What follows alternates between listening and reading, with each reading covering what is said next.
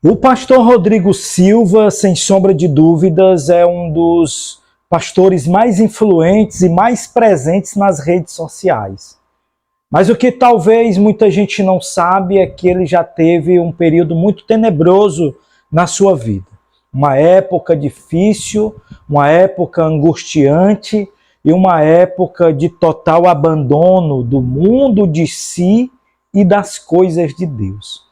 Nesse vídeo eu quero falar para você não apenas do Rodrigo Silva, mas da mão amiga que foi estendida para ele. Quem é essa mão amiga? Onde está e o que aconteceu com ela? Mas antes, se você ainda não é inscrito no meu canal, eu já estou chegando a 3.500 inscritos aqui. Eu quero pedir a você que me dê essa força, porque nós enxergamos o mundo sob a perspectiva cristã, sob o olhar da Bíblia e o olhar de Deus. Então, não se esquece de vir aqui embaixo, de se inscrever, é de graça, de deixar o seu like, de comentar e falar a sua opinião a respeito de temas como esse, tá bom?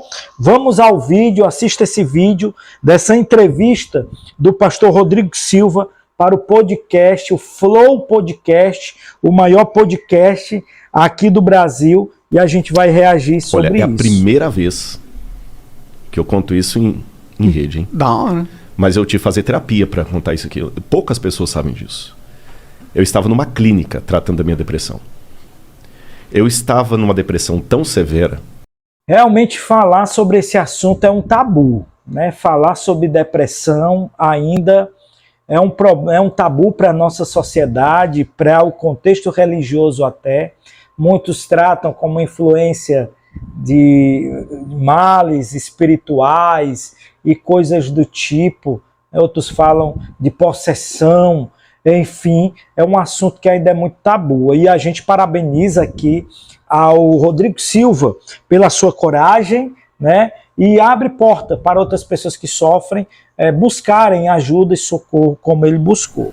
Que eu estava com o risco de suicídio. A pior humilhação que você pode imaginar eu tive. Por que eu não saí da igreja? Porque ao mesmo tempo, se eu falar que a igreja não presta por causa daqueles que me ferraram, o que eu faço com aquela multidão que me ajudou? Eu não estou falando de gente que é fã do Rodrigo Silva, influencer. Não. Eu estava na pior, entendeu? E aí, eu estava tão mal que nessa época eu estava em Sobral. Passei uns 2 meses em Sobral trabalhando para uma universidade. Antes dele falar desse próximo capítulo, é interessante que ele enxerga uma visão de igreja totalmente diferente da que uma pessoa decepcionada ela pode falar a respeito da igreja. Porque tem gente que às vezes se revolta com alguém da igreja e já sai chutando toda a igreja, e não é verdade. Você não pode generalizar. É isso que o Rodrigo Silva está falando. Que se por causa de uns, ele não pode de maneira nenhuma generalizar. Em todo contexto, em todo lugar, em toda agremiação, em toda organização, existem os bons e existem os maus. Não pode generalizar, até nas famílias, às vezes. Nem todo mundo tem a mesma personalidade, nem todo mundo tem o mesmo perfil. Mas vamos lá, agora ele está dizendo um novo capítulo da sua vida.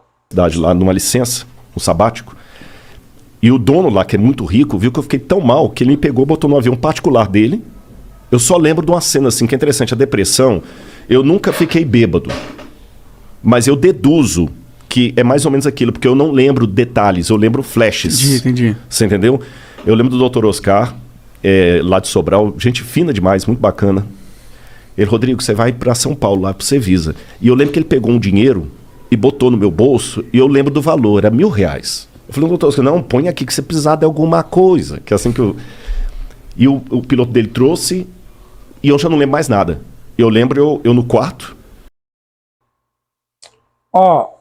O Rodrigo Silva, ele é um adventista do 7º dia.